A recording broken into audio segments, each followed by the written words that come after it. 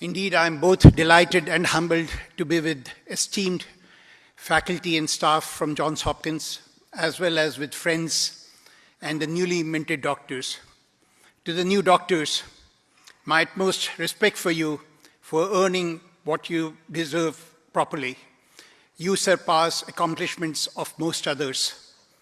Many of you faced countless unknowns during the process, and many others also saw and felt dejected when your conjectures, your hypotheses, and your lab experiments immensely failed. I'm sure several of you would have felt what you were doing at that time. So it is indeed a testament to your passion, your innovation, and your grit that you are here today. And we all bow down to you and congratulate you and applaud you for a beautiful, amazing achievement.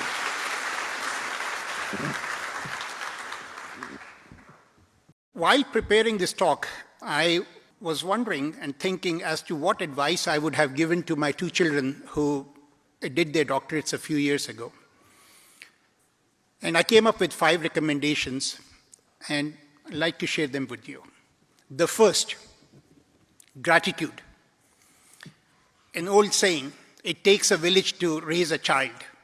And as Sir Isaac Newton said, today you can see further than most because you are upon the shoulder of giants. You rise on the shoulder of giants.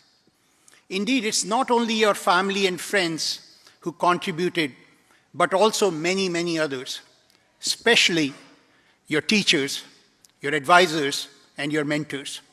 And of course, Johns Hopkins, soon to be your alma mater, played an immense role by creating new opportunities, advancing and fostering creativity, and above all, creating and building teams and communities. And your Hopkins mentors would always want you to become better than them, because that is the ultimate dream of every mentor. And I'm sure you will gladly take the challenge as you go through the life.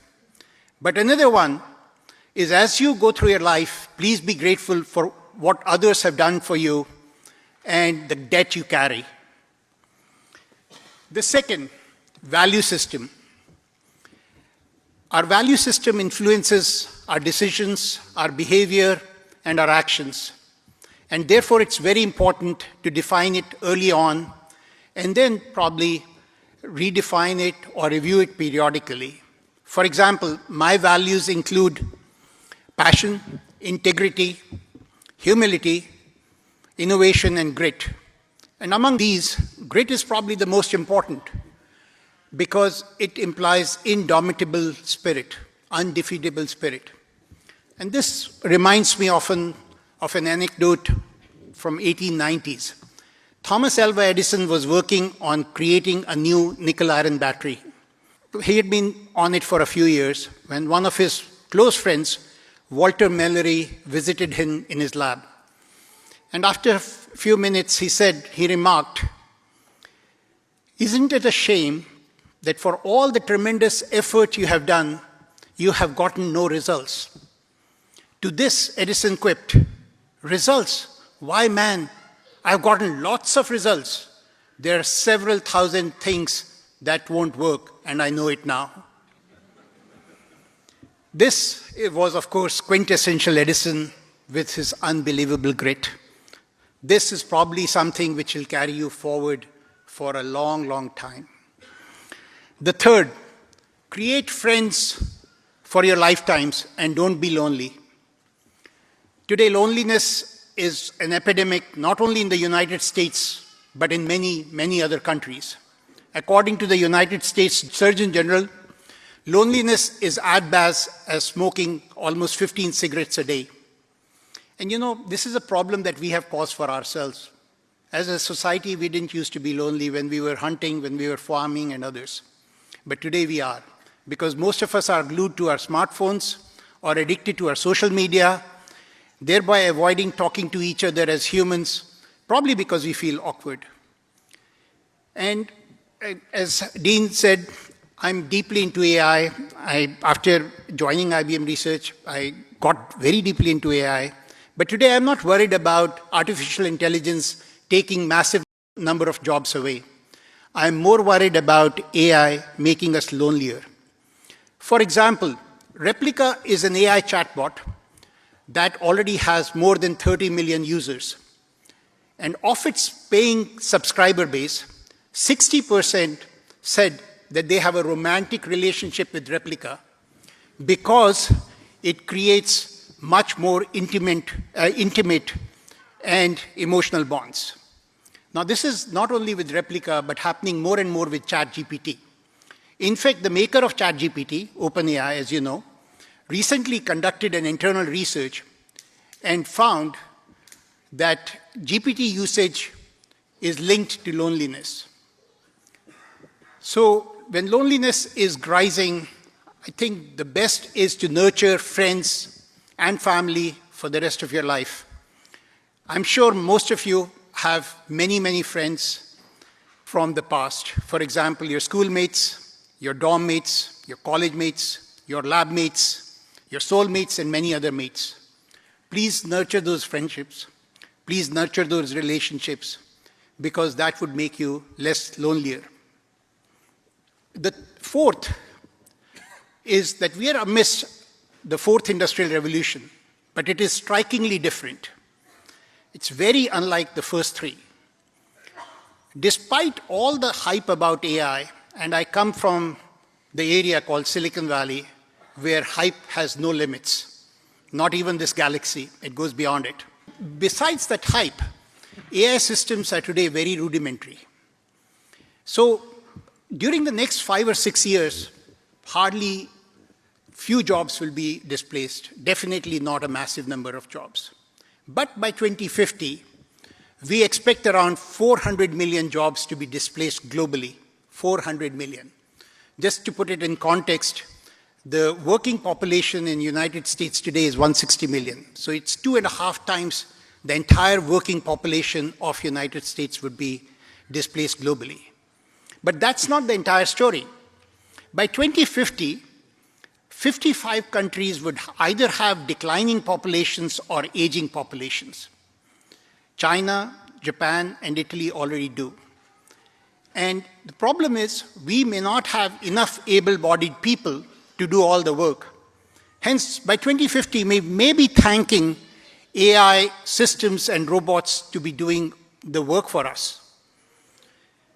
But here is the catch.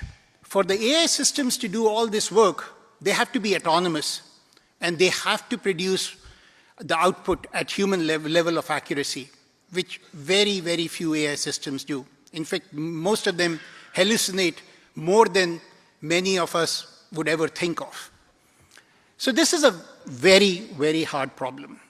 Everyone thought 4 years, 3 years ago that hallucination would be one of the problems solved, and today we are realizing we're far from that. It's one of those problems that at least we do not know currently in research how to solve. So you will be called upon to solve some of the daunting problems like autonomous AI agents. And to put it in perspective, the quest for self-driving cars began in 1979. Self-driving autonomous cars began in 1979, and it continues until today. We still do not know how to solve it. Another challenge, which has been already mentioned by the provost and the dean, is going to be climate change. It's going to be a massive challenge. We have reasonable simulations today, but we still do not know how to solve this problem for the long term or the short term. We do not even know the long-term and short-term effects of this. Another big daunting problem, another one for you folks to solve. And remember, you're now graduating, and the society would be looking to you with your utmost grit, utmost innovation, and utmost passion to solve these daunting problems. They're daunting, but not impossible. As one of the sci-fi writers, science fiction writers, Arthur C. Clarke once said around 70 years ago, to understand the limits of the possible, to define the limits of the possible, you have to often venture just past them to the impossible. And you My dear new graduates may be forced to do that because, again, society will be looking to you. The fifth, obvious but often neglected. Change is the only constant in this universe. When I graduated from Johns Hopkins in 1984, all I wanted to do was be a researcher and a professor. So I joined IBM Watson Research Center, about 40 miles north of New York City, with the aim of going to the academics eventually. In 1989, I got a chance to be on sabbatical to MIT. I had 2 PhD students, and I taught 2 graduate courses. And it was then that I realized that academics was not my cup of tea. So I came back to IBM Research. Fortunately, 4 years later in 1993, a CEO from a paper mill near Portland, Maine came down, and he wanted us to improve his paper mill. It was just barely break even. We did not understand anything about it. We went there to understand it for 3 months in the cold weather of Maine. And then we actually created an AI system that was able to improve his paper mill by about 1.5%. So for a $600 million revenue company, it improved by $9 million. They used it for 24 years. Not only did we actually build the system, because the salespeople in IBM were selling hardware, we were also selling that system. And that led to my becoming an accidental entrepreneur. I first started their IBM India Research Lab during 1998 and 2000, then quit to start a knowledge process outsourcing company, which is about 4,500 people now, co-founded that, Evalueserve, still involved in it, and then went back to my roots in AI and started Scry AI about 12 years ago. So just like me, you will have many twists and turns. Eventually, life is a marathon. It's not a 100-meter sprint. And just like me, you will have new chapters. All I can request you is, when you come across a new chapter, don't be unnerved, but take it in stride. For that would be the most important thing that will keep you healthy and wise. In short, the newly minted doctors, the future belongs to you. So arise, awake, and stop not till the goal is reached. And a main part of that goal will be to ensure that the society in 2050 is better off than society today. Again, with all my heart, thank you, bless you, and congratulate you for your enormous achievement. Thank you, Dean. Thank you, Provost.